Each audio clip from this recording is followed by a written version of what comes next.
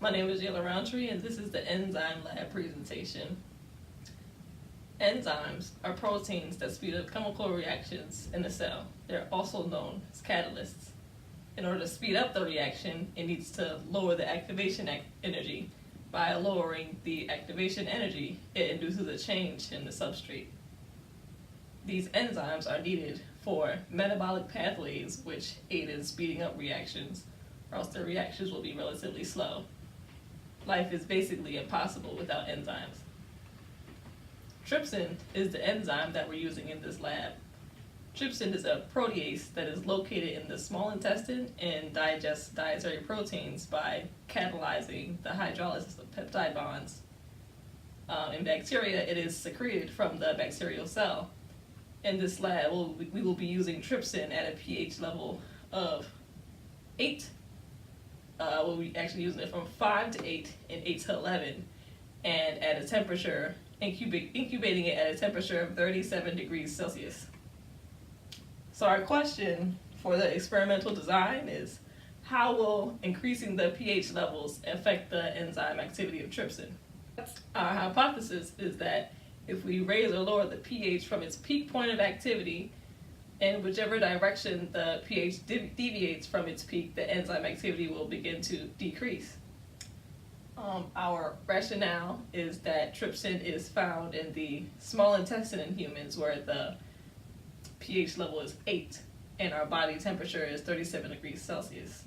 We believe that at these levels of temperature and pH, our enzyme activity will be at its maximum, and anywhere beyond these points, the enzyme's activity will decrease. For this lab, we did 4 trials for each level of pH to make sure our data was accurate.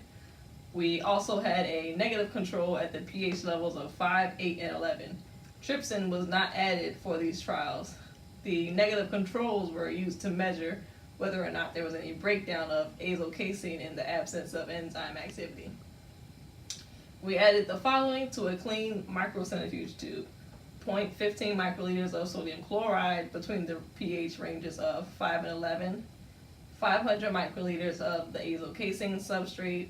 Azocasein is actually a chemically modified protein that was designed as a substrate from quantitative assay.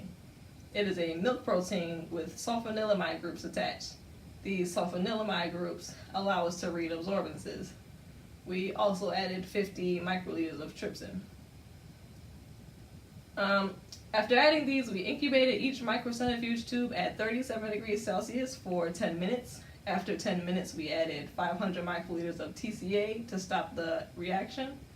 We centrifuged the tubes at maximum speed for 2 minutes to remove the undigested azocasein, which became a pellet at the bottom of the microcentrifuge tube. Then we transferred our resulting supernatant into a clean cuvette to have the absorbance read using the UV spectrophotometer at 440 nanometers. The absorbance corresponds to the enzyme activity. For the results, the colors remain the same after incubation. Before adding the TCA, the colors range from a bright orange to a light yellow, with pH being the darkest and 5 being the lightest. After adding the TCAs, the colors change to a opaque light yellow. Pellets formed after centrifugation at the bottom. The supernatant was a transparent yellow color. pH of 9 had the most opaque color, and as you deviated from 9 to 5 and from 9 to 11, the color became more transparent. The negative controls were completely transparent and colorless. And after we read the absorbance was higher at a pH of 9, which you can actually see here at our graph here. The enzyme activity begins to increase from 5 to 9, and then from 9 to 11 it begins to decrease. So as you can see, as it deviates from 9, you see the peak here is at 9, and then when it deviates, the enzyme activity gets lower. We also performed student t-tests to compare the absorbance level of 9 to all of the other levels.